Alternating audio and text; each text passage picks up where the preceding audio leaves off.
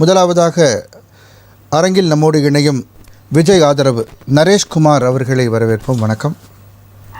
இப்படி நரேஷ் உங்கள்கிட்ட இந்த தோங்குறேன், சொல்லுங்கள். நேற்றைய பேச்சை நீங்கள் ஃபுல்லாக கேட்டிருப்பீங்க. திமுகவை கடுமையாக சாடி இருந்தார். அதற்கு பதிலடி தெரிவிக்கும் விதமாக ரகுபதி அவர்கள் பேசுனதையும் படிச்சிருப்பீங்க. உங்களுடைய முதல் சுற்று கருத்தை பதிவு பண்ணுங்கள். ஆக்சுவலாக நேற்று விஜய் நான் பேசின விஷயங்கள் மக்களை போய் சென்றடைஞ்சிருக்கா அப்படின்றத நம்ம முக்கியமாக பார்க்க வேண்டியிருக்கு. கரூர் சம்பவத்துக்கு பிறகு ஒரு பப்ளிக் மீட்டிங், ஸோ அதை ஒரு ப்ரைவேட் பிளேஸில் நடத்த வேண்டிய ஒரு சூழ்நிலை. அதையும் ட்ரை பண்ணி பார்ப்போம். ஏன்னா ரொம்ப நாள் நம்ம இப்படியே இருக்க முடியாது. எஸ்ஓபி வரணும், பப்ளிக்கில் போயிட்டு நம்ம மீட்டிங் அட்டன் பண்ணும்போது இன்னொரு துயர சம்பவம் நடக்கிறதுக்கு வாய்ப்புகள் இருக்குது. ஏன்னா பாதுகாப்பு குறைபாடுகள், சட்ட ஒழுங்கு எப்படி இருக்குன்றது நம்ம தமிழ்நாட்டில் தெரியுது. ஸோ அவர்கள் எந்த விதத்திலையும் எதற்கும் பொறுப்பேற்றுக்கொள்ள முடியாத பொறுப்பேற்றுக்கொள்ள மனமில்லாத ஒரு அரசாக இங்கே இருக்கும்பொழுது நம்ம தான் நம்ம மக்களை பாதுகாக்கணும் அப்படின்ற ஒரு நிலைக்கு தாவேகா இப்போ தள்ளப்பட்டிருக்கு. ஸோ தொண்டர் அணியை வலுப்படுத்தியிருக்காங்க.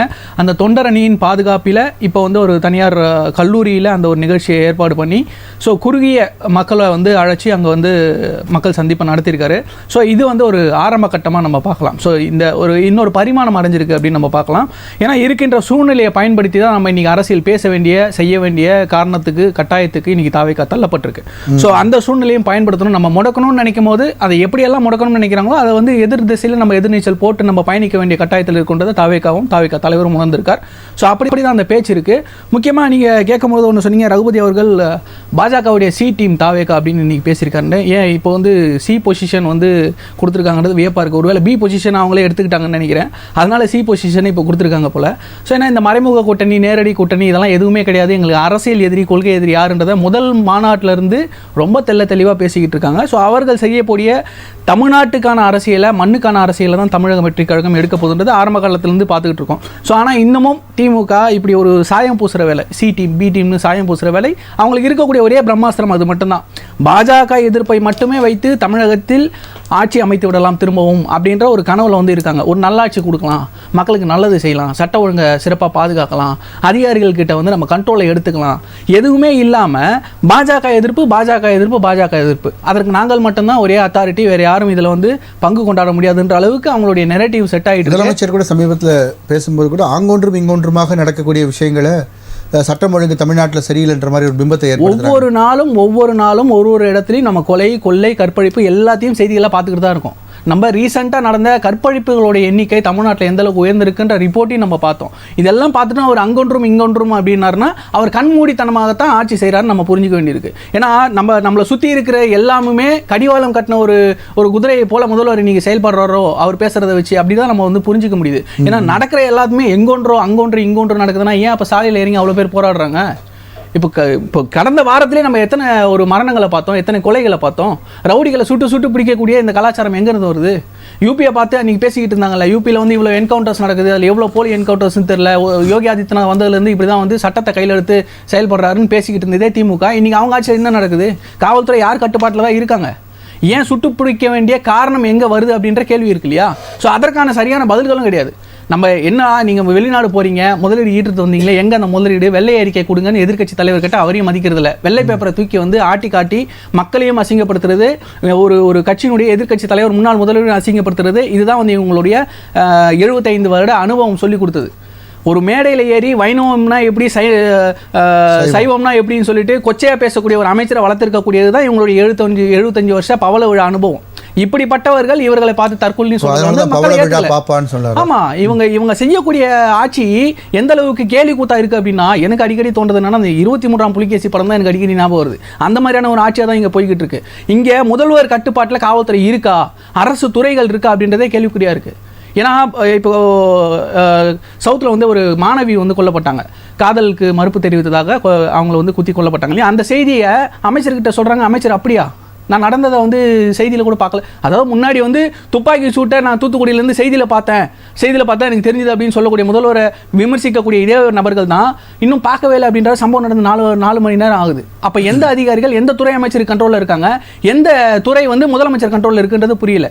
அப்போ திமுக ஆப்வியஸ்லி 2026 சட்டமன்ற தேர்தலுக்கான ஒரு போட்டியாக தான் போய்கிட்டு இருக்கு. ஸோ அப்போ திமுகவை நம்ம ஆப்வியஸ்லி அட்டாக் பண்ண வேண்டிய ஒரு காரணத்தில் இருக்கும். இன்னொன்று, அவங்க நல்லாட்சி கொடுத்து நம்ம ஏதோ அவதூறுகள் பேசினா, அவங்க பேசுகிற அவதூறுகள் பேசினா பரவாயில்ல, அவங்க செய்யறதெல்லாம் அலங்கோலாட்சி, மக்கள் விரோத ஆட்சி. ஒவ்வொரு நாளும் போராட்டங்களே சாட்சி. எதுக்கு இல்லை, அறிவு திருவிழாவில் உதயநிதி அவர்கள் பேசுனது கேட்டிருப்பீங்க. அது தாஜ்மஹால் பொருட்காட்சியில் பண்ணி வச்சிருக்கிறது தான், அட்டை தான். அந்த லைட்டை தட்டி விட்டாலே கீழே விழுந்துடும் அப்படின்றாரு. அந்த மாதிரி தான். சரி, நீங்கள் அறிவு திருவிழாவில் போயிட்டு நாங்கள் எவ்வளோ அறிவார்ந்து இத்தனை வருடங்களாக சிறப்பாக வந்து செஞ்சுக்கிட்டு வந்தோம், அதை பேசணும். இல்லைன்னா இவ்வளவு மக்களுக்கு வந்து அறிவை வளர்த்துருக்கோம். உதயநிதி அவர்கள் பேசியதையும் குறிப்பிட்டிருந்தார். இல்லை, அதுதான் சொல்ல வரேன். அவங்க வந்து இத்தனை வருஷமாக நாங்கள் செஞ்சு வந்து அறிவுபூர்வமான விஷயங்களை சொல்லணும். ஒருத்தர் வந்து நான் வந்து மாற்றுத்திறனாளிகளுக்கான உலகக்கோப்பையில் ஜெயிச்சு வந்தேன்னு அப்பா கிட்ட ஒரு கப்பும் பையன்கிட்ட ஒரு கப்பும் கூட்டிகிட்டு வந்து காட்டி அதை புகைப்படம் எடுத்து வெளியே வந்து அதற்கப்புறம் அது போலின்னு தெரிகிற அளவுக்கு தான் இவங்களுடைய அறிவு இருந்திருக்கு. அப்போ 75 வருஷம் அனுபவம் இதுதானான்னு கேட்க வருது இல்லை. உங்களுடைய கொள்கை, உங்களுடைய என்ன சொல்கிறது, சட்ட ஒழுங்கு, உங்களுடைய உளவுத்துறை, அவன் யார், எப்படி வரான், எதுக்கு வராங்க, அவங்க எதுக்கு ஃபோட்டோ எடுத்துக்கணும், சிஎம்ஐ பார்க்குறதுக்கு போகிறான், உலகக்கோப்பையில் ஏதாவது வெடிகுண்டு எடுத்துகிட்டு வந்திருந்தா என்ன ஆயிருக்கும்? அப்போ சிஎம்ஐ யார் பாதுகாக்கிறது? உங்களுடைய அறிவுத்திறன்லாம் இப்படி தான் இருக்குது. ஸோ இதைத்தான் நம்ம கோரிட்டு காட்டுறோம். இப்படிப்பட்டவர்கள்ட்ட இந்த ஆட்சி அதிகாரம் இருக்கக்கூடாது, அதை மாற்றணும்னு நினைக்கிறோம். ஸோ தாவேக்கா வந்தால் நல்ல ஆட்சி கொடுப்போம் அப்படின்றத தொடர்ந்து பேசிட்டு வராங்க. தென் நிறைய வாக்குறுதிகள் விஷயமாகவும் சிலதை வந்து இந்த முறை வந்து பீகார் தேர்தல் முடிவுகளை வச்சு பார்க்கும்போது அதுலேருந்து சில சின்ன ஒரு படிப்பினை எடுத்துக்கணும் அப்படின்னு சொல்லி இப்போ பிரசாந்த் கிஷோர் மிகப்பெரிய ஒரு ஸ்ட்ராட்டஜிஸ்ட்டு. அவர் இன்னும் சொல்லப்போனால் விஜய் அவர்களுக்கு வந்து ஸ்ட்ராட்டஜி டீமாக பண்ணணுன்ற மாதிரியான முடிவுகளுக்கு வந்தார். அவர் தனியாக ஒரு கட்சி ஆரம்பித்தார். அவருடைய நிலைமை என்னன்றதை நம்ம பார்க்குறோம். ஜன் சுராஜ் கட்சின்னு சொல்லிட்டு 0 தான் வாங்குறாரு. ஸோ அப்படிப்பட்ட ஒரு சூழலில் இருந்தவருக்கே இந்த நிலைமை அப்படிங்கும்போது விஜய் அவர்கள் இப்போ மிக அதீதமான ஒரு நம்பிக்கையோடு இருக்காரோ அப்படின்ற ஒரு கேள்வியும் இங்கே எழுது. இல்லை, இங்கே கான்ஃபிடென்ட்டுக்கும் ஓவர் கான்ஃபிடென்ட்டுக்கும் டிஃப்ரென்ஸ் இருக்குது. ஸோ இங்கே வந்து பிரசாந்த் கிஷோர் அவர்களுக்கும் இந்த ரிசல்ட் அப்படின்றத அவர் ப்ரெடிக்ட் பண்ணியிருப்பார். பட் ஆனால் முன்னாடி சொல்ல முடியாது. யாருமே தேர்தலுக்கு முன்னாடி நான் போயிடுவேன். எலெக்ஷனுக்கு அப்புறம் ரொம்ப வெக்ஸான மாதிரி தான் அவருடைய பேச்சுக்கள். 10,000 ரூபா கொடுத்து ஜெயிச்சிட்டாங்கன்றாரு. அந்த மாதிரியான பல ஒவ்வொரு தேர்தல்களையும் ஒரு எதிர்கட்சியாக உட்கார்றவங்களோ இல்லை தோல்வி அடைந்தவர்களோ சொல்லக்கூடிய காரணங்கள் தான். அது நடந்திருக்கு யதார்த்தத்தை அவர் சொல்கிறாரு. அந்த அவர் தோல்விக்கு அவர் வந்து பல காரணங்களை சொல்ல வேண்டிய கட்டாயத்தில் இருக்காரு. இன்னொன்று, இதெல்லாம் செஞ்சதா பிஜேபி பிஆர்ல அப்படின்னு கேட்டிங்கன்னா செஞ்சிருக்கு. ஸோ தேர்தல் கோட் ஆஃப் கான்டக்ட் வந்ததுக்கப்புறம் இந்த மாதிரியான பணப்பட்டுவாடாக்கள் வரதுக்கு முன்னாடி தொடர்ந்து நடக்குது அப்படின்னு சொல்லிட்டாங்க. நீங்கள் ஒரு நாள் முன்னாடி நடந்தால் என்ன, ஒரு நாள் பின்னாடி நடந்தால் பேருக்கு தான் டேட் என்னைக்கு வரும்ன்றதை பிஜேபி நல்லா தெரியும். அவங்களுக்கு தெரியாதுன்னு சொன்னீங்கன்னா அரசியல் புரியலன்னு தான் நம்ம சொல்லணும். ஸோ அப்படி தான் இருக்குதோ அதை வந்து அவர் கோடிட்டு கேட்டால். இன்னொன்று கம்பேரிசன், நம்ம வந்து பிரசாந்த் கிஷோரையோ நம்ம விஜயனாவையோ நம்ம வந்து கம்பேரிசனே பண்ண முடியாது. இன்னொன்று பீகாரையும் தமிழ்நாடுமே நம்ம கம்பேர் பண்ண முடியாது. பீகாருடைய வளர்ச்சி விகிதம் எப்படி இருக்குது, தமிழ்நாடுடைய வளர்ச்சி விகிதம் எப்படி இருக்குது, கல்வி அறிவு எப்படி இருக்குது, அங்கே மக்கள் பாப்புலேஷன் எவ்வளோ, இங்கே பாப்புலேஷன் எவ்வளோ, இது எல்லாத்தையும் நம்ம கோடிட்டு பார்க்கணும். அவங்களுடைய வாக்களிக்கும் முறையும் வந்து வித்தியாசமாக இருக்கும். அவர்கள் வந்து பேசிக்காகவே கேஸ்ட் ஓரியன்டாக அவங்க யோசித்து அவங்க வாக்களிக்கக்கூடிய ஒரு மக்கள் எல்லாருமே அந்த மாதிரி கேஸ்ட் போலரைசேஷன் தான் அங்கே நிறைய நடக்கும். தமிழ்நாட்டில் அந்த மாதிரி கிடையாது. தமிழ்நாட்டில் வந்து எப்பவுமே ஆளுங்கட்சிக்கு எதிர்த்து மனநிலை இல்லை. அதாவது யார் வரணும் அப்படின்றத விட யார் வரக்கூடாது அப்படின்ற மனநிலை வாக்களிக்கிறது அதிகம். அதனால தான் நம்மளுக்கு வந்து ஒவ்வொரு தேர்தலையும் ஆளுங்கட்சி எதிர்கட்சியாக மாறுறது, எதிர்கட்சி ஆளுங்கட்சியாக மாறுறது, இந்த மாதிரி விஷயங்களை நம்ம தொடர்ந்து பார்த்துக்கிட்டு வரோம். இந்த முறை இருக்கக்கூடிய ஆளுங்கட்சி ரொம்ப எதிர்பார்ப்புகளுக்கு மத்தியில் 2021 கொண்டு வரப்பட்டது. ஏன்னா அப்போ பிரசாந்த் கிஷோர் அவர்களால் மிகப்பெரிய பிம்பமாக கட்டமைக்கப்பட்ட ஒரு பிம்பம் தான் ஸ்டாலின் அவர்கள். அதை வந்து ஏமாற்றமாக மக்களுக்கு அமைஞ்சது. அதை வந்து இன்னைக்கு தாவேக்கா பூர்த்தி செய்யுன்ற நம்பிக்கை இருக்கு. கண்டிப்பாக நம்ம தொடர்ந்து பேசுவோம். புரி வச்சா ஏற விடணும்னா அதை மென்ஷன் பண்ணலை. எப்போவோ பேசுகிற ஒரு டைலாக்கை தான் மென்ஷன் பண்ணுறாரு. எம்ஜிஆரை விடுற மாதிரி இல்லை. அது மூலமாக அதிமுகவுடைய ஓட்டுகளை வந்து கவர் பண்ணலான்னு ஒரு ஐடியாவில் இருக்காரா? இல்லை, எந்த ஒரு கட்சியுமே வந்து தனக்கான வாக்கு வங்கியை பரவலாக எல்லா பக்கத்துலேருந்தும் எடுக்கணும் அப்படின்றது தான் யோசிக்கும் அடிப்படையாக. எந்த ஒரு அரசியல் கட்சியுமே, அது திமுகவோ பாஜகவோ எல்லாருமே. ஸோ மற்ற கட்சிகளில் இருக்கக்கூடிய வாக்கு வங்கியையும் நம்ம கவரணும், அதற்கான வேலைகளும் செய்வாங்க. ஸோ அப்படி தான் இதில் வந்து முதல் முறை கல்வி விருது விழாவில் கலந்துக்கும் போது அவர் பேசின விஷயங்களுக்கு ஞாபகப்படுத்துகிறேன். காமராஜரை படிங்க, அம்பேத்கரை படிங்க, பெரியாரை படிங்க. அவர் பேசும்போது எல்லாருக்கிட்டையுமே நல்லது இருக்கும், கெட்டதும் இருக்கும். கெட்டதை விட்டுருங்க, நல்லதை எடுத்துங்க அப்படின்னு. ஒரு எல்லாரும் ஓட்டுகளையும் கவர் பண்ணுற மாதிரி காமராஜர் அவர்கள் அந்த மாதிரி ஒரு இல்ல நீங்க கொள்கை தலைவர்களா எம்ஜிஆர் அவர்களையோ குறிப்பிட்ட ஜாதிகளுடைய ஓட்டுகளை கவர் பண்ற மாதிரியான தலைவர்களா செலக்ட் பண்றாங்க. கூட பேசும்போது பாத்தீங்கன்னா மீனவர்கள், நெசவாளர்கள், அரசு ஊழியர்கள் அப்படின்னு சொல்லிட்டு கிட்டத்தட்ட எல்லா கேட்டகரியும் கவர் பண்ற மாதிரியே ஒரு விஷயங்கள் பண்ணிட்டு இருக்காங்க. எல்லாருமே ஒன்றிணைந்தது தானே தமிழ்நாடு. அவர் வந்து நீங்க ஜாதிக்குள்ளாரோ இல்லை மதத்துக்குள்ளாரோ அவர் நீங்க ஒடுக்கவே முடியாது. நீங்க வந்து அப்படி பார்த்து ஒரு சமூகத்து மக்களோ இல்லை ஒரு சாதியினரோ ஒரு மதத்தினரோ அவருக்கு வாக்களிக்கிற மாதிரி மைண்ட் செட் கிடையாது. எல்லா குடும்பத்திலையும் அவருக்கான வாக்குகள் இருக்கு. எப்படி நீங்க வந்து இப்படிதான் சிரமப்படுத்தணும் அப்படின்னு நினைப்பாங்க நிறைய பேர். வந்து அவர் வந்து இந்த சாதிக்குள்ள ஒடுக்கிடலாம், இந்த மதத்துக்குள்ளார ஒடுக்கிடலாம்னு அவர் வெளியில பேசும்போது ஓப்பனா நம்ம பேசும்போது இப்போ ஒரு குறிப்பிட்ட தலைவர் இருந்தாங்கன்னா அவர் வந்து தேசியத்துக்கான தலைவராக பார்க்கணும், அந்த ஜாதிக்கான தலைவராக பார்க்கக்கூடாது அப்படின்றது நமக்கு எல்லாருக்குமே நியாயமான விஷயந்தான். பட் ஆனால் அதை தாண்டி நம்ம வந்து ஒரு ப்ராக்டிக்கலாக வரும்போது கிட்டத்தட்ட அந்தந்த ஜாதிகளுடைய வாக்குகளை ஈர்ப்பதற்காக அவங்களுக்கு ஒரு அண்ணாவை நீங்க எல்லா கட்சிகளும் பண்ணிட்டு தான் இருக்காங்க. இல்ல நீங்க அப்போ அண்ணாவையோ எம்ஜிஆர் எந்த சாதிக்காக எடுத்துட்டாருன்றீங்க? நீங்க எம்ஜிஆர் யாரு அப்படின்றத திமுக ஆரம்ப கட்டத்தில் எப்படிலாம் விமர்சிச்சாங்க நம்மளுக்கு தெரியும். ஸோ அப்படிப்பட்ட விமர்சனங்களை அவரும் சந்திக்கிறாரு. இன்னொன்று சினிஃபீல்ட்ல இருந்து வரக்கூடிய லிங்க், அதனால வந்து எம்ஜிஆர் அடிக்கடி ரெஃபரன்ஸ் எடுத்துக்கிறாரு. நம்ம அனுபவிச்ச அந்த எல்லா பிரச்சனைகளையும் நானும் இப்போ அனுபவிக்கிறேன் அப்படின்னு கோட் பண்றாரு. ஸோ இன்னொன்று அதிமுக மேல ஊழல் குற்றச்சாட்டுகள் அதெல்லாம் இருந்தாலும் அதிமுக தொண்டர்கள் வந்து நம்ம பக்கம் வர்றதுக்கான வாய்ப்புகள் இருக்கு. ஏன்னா லீடர்ஷிப்பை நோக்கி போகக்கூடிய ஒரு ஒரு க்ரௌட் புல்லிங் அது. ஸோ அந்த லீடர்ஷிப்பை நோக்கி, அதுவும் சினிஃபீல்ட்ல இருந்து தொடர்ந்து வந்த தலைவர்களை வந்து நோக்கி இருந்த அந்த ஒரு வாக்காளர்கள், அந்த ஓட் பேங்க், அதை நம்ம கவர் பண்ணணும் அப்படின்னு நினைக்கிறோம். அதில் தப்பு ஒன்றும் கிடையாது. ஏன்னா இதில் கள்ளத்தனமாக நிறைய விஷயங்கள் நிறைய பேர் செய்கிறாங்க. அந்த மாதிரி செய்கிறது கிடையாது. ஒரு கிரிட்டிக்ஸ் பண்ணி அப்படி எடுக்கணும் அப்படின்றது கிடையாது. நல்ல விஷயங்களை சொல்கிறாரு. அந்த நல்ல விஷயங்களை நானும் ஃபாலோ பண்ணுறேன் அப்படின்றாரு. எல்லா தலைவர்கள்கிட்டும் நல்லதை எடுத்துக்கிறார். கலைஞர்கிட்ட எடுத்துக்குவார். ஸோ ஏன்னா முன்னாடி நிறைய விஷயங்கள் பேசியிருக்காரு கலைஞர் மேடைகளில். ஸோ அப்படிலாம் நம்ம பார்த்தோம் அப்படின்னா ஒரு தலைவர்கள்கிட்ட இருக்கிற நல்லதையும் எடுத்துக்கிட்டு அந்த பசங்களை அவங்களுடைய கேடர்ஸ் வந்து டீச் பண்ணுறாரு, ட்ரெயின் பண்ணுறாருன்னு நான் பார்க்குறேன். இதில் முக்கியமாக அண்ணா சொன்னார், கரூர் மக்களுக்கு அவர் ஒரு இரங்கல் கூட தெரிவிக்கல அப்படின்ட்டு.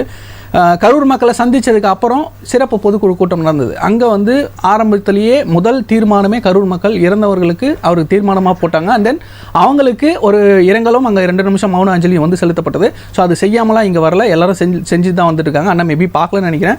காஞ்சிபுரத்தில் பேசுறேன்னு சொன்னார். இல்லை, காஞ்சிபுரத்தில் பேசுறேன்னு சொன்னது அவர் சொன்ன மீனிங் வந்து இந்த மீட்டிங்ல அதாவது சிபிஐ விசாரணையில் இருக்கு. அது விசாரணைகள் முடியட்டும், தீர்ப்பு வரும்போது, முடிவு வரும்போது நம்ம அதை பற்றி பேசலாம் அப்படின்றத சொல்லியிருக்காரு. இன்னொன்று மன்னிப்பு கேட்கல, பொறுப்பேற்கல அப்படின்றாரு.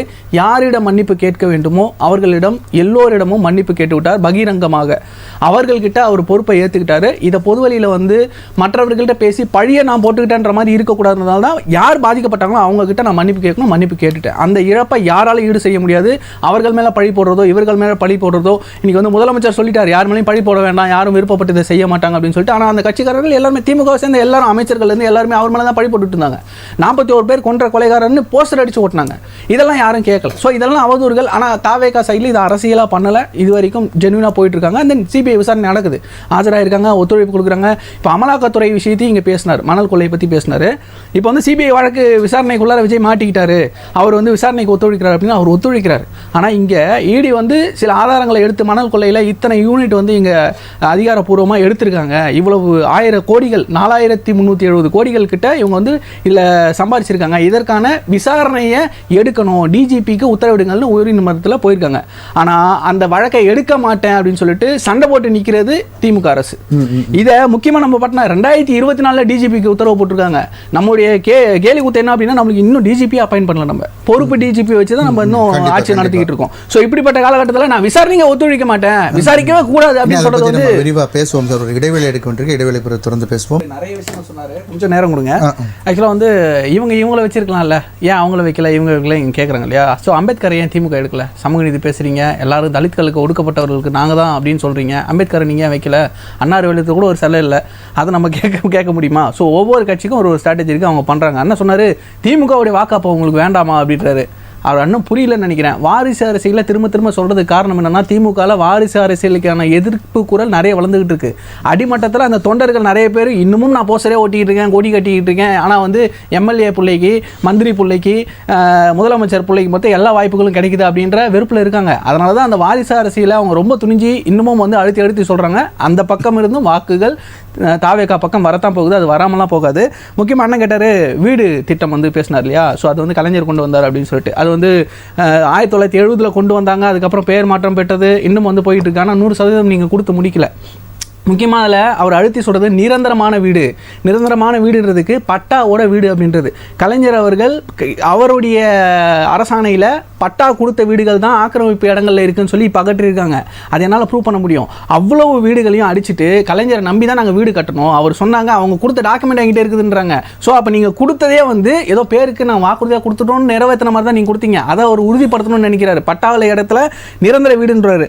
பைக்கு தான் சொன்னார் அவர் இ பைக்குன்னு சொல்லலை. அதை வந்து வந்து மேபி மேனிஃபெஸ்டோவில் சொல்லலாம். ஏன்னா வந்து இப்போ நம்ம பொல்யூஷனை பார்க்குறோம், பெட்ரோல் டீசல் விலையை பார்க்குறோம், இ வெஹிக்கிளுக்கு நம்ம எல்லாம் வந்து மானியம்லாம் கொடுக்குறோம், இதெல்லாம் நம்ம ப்ரொமோட் பண்ணிட்டு இருக்கோம். அது ஒரு பக்கம். மருத்துவமனை அவர் வந்து பொதுமக்கள் அத்தைக்கு மீச முளைக்கிட்டு அதுக்கப்புறம் பார்த்துக்கலாம் அப்படின்றாரு. அது மீச முளைக்குமா எல்லாரும் தான் பார்க்க போகிறோம், அண்ணன் மட்டும் தனியாக பார்க்க போகிறான்னு தெரியல. எங்களுக்கும் அப்போ தெரிய போகுது அத்தைக்கு மீச முளைக்குமா முளைக்காதா, அண்ணனுக்கு எப்படி தெரியுன்றது தெரியல. தனியாக எல்லாருக்கும் தெரிய போகுது, கண்டிப்பாக நம்ம பார்க்க தான் போகிறோம். ஸோ மருத்துவமனையில் ஏழை குடும்பத்தை சார்ந்தவங்க, ஏழை பொதுமக்கள் வந்து மருத்துவமனைக்கு பயம் இல்லாம போகணும் அப்படின்ற ஒரு வார்த்தையை வந்து கூட்டிட்டு காட்டினார். என்ன சொன்னாரு? நான் கேட்ட அந்த கேள்வி அதை நீங்க எப்படி பாக்குறீங்க? அதை நான் கண்டிப்பா அதான் சொல்ல வந்தேன். மக்களுக்கு இடைஞ்சல் ஏற்படும் அப்படின்றாரு. இல்ல, இங்க வந்து விஜயண்ணா போராட்டங்களுக்கெல்லாம் கூட்டம் கூடிடும், இடைஞ்சல் ஏற்படுற மாதிரி நீங்க இப்படியே பேசிட்டு இருக்கீங்களேன்னு சொன்னாரு. ஆனா முதலமைச்சர் போனா முதலமைச்சருக்கு பாதுகாப்பை வந்து உறுதி செய்ய முடியாத காவல்துறை தான் வச்சிருக்கீங்களான்னு அடுத்த கேள்வி அங்கதான் வருது. இன்னொன்று வந்து இவங்களுடைய முடத்தர, அதாவது உலக தரம் வாய்ந்த மருத்துவம் வந்து ஸ்டாலினி ஹாஸ்பிட்டலில் கொடுக்குறாங்கன்றாங்க. ஏன் அது ராமநாதபுரத்தில் இல்லை? ஏன் அது வந்து தென்காசியில் இல்லை? சென்னையை சுற்றி மட்டுமே நீங்கள் வந்து கட்டமைப்பு வளர்த்துக்கிட்டு இருக்கீங்களே, மற்ற மாவட்டங்களில் இருக்கா? வேலூரில் மல்டி ஸ்பெஷாலிட்டி ஹாஸ்பிட்டல் திறந்து வச்சிங்க 4 மாதத்துக்கு முன்னாடி. இப்போவும் சொல்கிறேன், இன்னமும் அங்கே எக்யூப்மெண்ட்ஸ் ஃபுல்லாக வரல. நான் வேலூர்கிறேன், நான் ரீசெண்டாக அந்த ஹாஸ்பிட்டலில் போய் இன்ஸ்பெக்ஷன் பண்ணியிருக்கேன். மாசு வந்து தெளிவாக சொல்கிறாரு, நீங்கள் வந்து வேணா பாருங்க அப்படின்றாரு. நான் போயிட்டு வந்து சொல்கிறேன் ஒரு டிபேட்லையும், ஆனால் அதுக்கு பதில் இல்லை. டாக்டர்ஸ் கிடையாது. அடுக்கமாரி ஜிஹெச்ல இருந்து எங்கள் பார்ட் டைமில் இங்கே வந்து பார்க்குறாங்க. இப்படி தான் அங்கே போய்கிட்டு இருக்கு. எமர்ஜென்சின்னு போனாங்க இல்லை. இப்போ சமீபத்தில் மாசு அவர்கள் ஒரு மருத்துவமனைக்கு ஆய்வுக்கு போகிறாரு. பன்னீர் தெளித்து வரவேற்றதை நம்ம பார்த்துருப்போம், பெனாயில் தெளித்து வரவேற்று போகிறாங்க. ஏன் அப்படின்றத நம்ம கேள்வி கேட்கணுமா இல்லையா? இப்படி தான் இருக்குது மருத்துவத்துறை. அந்த இடத்துங்களில் எல்லோருக்கும் கிடைக்கக்கூடிய மருத்துவம் சமமாக எல்லாருக்கும் கிடைக்கணும், ஒரே மாதிரியான மருத்துவம் சமமாக தரமான மருத்துவம் கிடைக்கணும் அப்படின்ற அதுதான் அவர் சொல்லியிருந்தாரு. இன்னொன்று, கரூர் சம்பவத்தில் வந்து மக்களை சந்தித்தது சட்டப்படி இப்படி போகுது அப்படின்னு சொல்லாரு அண்ணன், ஏற்றுக்கிறோம். அந்த காரணத்தை சொல்லி தான் நாங்கள் இத்தனை நாளாக சந்திக்கலை அப்படின்னு சொல்லும்பொழுது மக்களை சந்திக்கலை, இதெல்லாம் காரணம் காட்டுறாங்க அப்படின்னு சொல்லி இதே விஜய் அவர்களை இழிவாக பேசிக்கிட்டு இருந்தால் திமுகவினருக்கு அண்ணன் பதில் சொல்லுவார்னு நினைக்கிறேன். கண்டிப்பாக இது சட்டப்படி இது பிரச்சனை அப்படின்னா அவங்க அதை ஃபேஸ் பண்ண போகிறாங்க. அது விசாரணைகள் போயிட்டு இருக்கு. நாங்கள் விசாரணைக்கு ஒத்துழைக்கிறோம், விசாரணைக்கே நாங்கள் ஒத்துழைக்க மாட்டோம், விசாரிக்கவே மாட்டோம், எஃப்ஐஆரே பதிவு பண்ண மாட்டோம்னு ஒரு அரசு உட்காந்துருக்குன்னா அதை கேள்வி கேட்குறோம், அதுக்கு பதில் இல்லை. இதுதான் நான் வந்து திரும்ப சொல்கிறேன். அப்புறம் அண்ணா வந்து வலதுசாரி அண்ணன் வந்து சொல்லிட்டு இருந்தார், அவர் ஆதரவாக பேசும்போது தான் எங்களுக்கு கொஞ்சம் பதட்டமாகவே இருக்குது. ஏன்னா இன்னைக்கு வந்து எங்களுக்கு சாயம் பூசுறதுக்கான முக்கியமான காரணம் இந்த கரூர் சம்பவத்துலேருந்து நாங்கள் அதை இழிவுபடுத்தலை. பட் ஆனால் எல்லோரும் வந்து ஒரு பக்கமாக குறை சொல்லும் பொழுது ஆதரவான நிலைப்பாடு, அது ஆதரவுன்னு எடுத்துக்க முடியாது, திமுகவை தாக்குறதுக்கான ஒரு ஒரு ஒரு சூழ்நிலை அமைஞ்சது, அதை பயன்படுத்தினாங்க. பட் ஆனால் எல்லாரும் வந்து சாஃப்ட் கார்னர் காட்டுறதுக்கான ஒரு காரணம் பிஜேபியில் என்னைக்கா இருந்தாலும் விஜய் நம்ம பக்கம் இழுத்துடலாம் அப்படின்ற ஒரு எண்ணம் யோசனை பாஜகவுக்கு இருக்கு. மற்ற கட்சிகள் மாதிரியே அது இருக்கிறாங்க. அதை முடிச்சிட சேர்த்து கேட்டுருங்க. ஸோ அந்த எண்ணம் ஒரு நாள் உடையும். அதை உடையும் பொழுது அவர்களும் தாக்குதலை ஆரம்பிப்பாங்க. அவர்களுக்கும் எதிர்த்து தாக்குதல் நடத்துறதுக்காக வீரர்கள் தயாராக இருக்கிறாங்க நான் சொல்லிக்கிறேன். கண்டிப்பாக திலகரசன் பதிவு. அதாவது வீட்டில் துவைச்சு காயப்பட்ட துணி காணலை, அதனால நாங்கள் திமுக திட்டுறதெல்லாம் திட்டல, நீங்கள் செய்யறேன்னு சொன்னதெல்லாம் செய்யலை. மக்கள் பிரச்சனைகள் நிறைய இருக்குது. இன்னமும் சொல்கிறோம், திமுக மக்களோட தாவேக்கா வந்து கூட்டணி வச்சிருக்கு. திமுக தங்களுடைய தவறை இன்று வரை கண்டுகொள்ளாமல் இருக்குது. கண்மூடித்தனமாக ஆட்சி செஞ்சு கொண்டிருக்கக்கூடிய முதல்வர் அவர்கள் கண்விழிக்கவில்லை என்றால் எதிர்கட்சியாக கூட அமர வாய்ப்பு இருக்காது. தாவேக்கா 2026 மக்களோட கூட்டணியில் ஆட்சி அமைக்கும்ன்றத இறுதி கருத்தாக நம்ம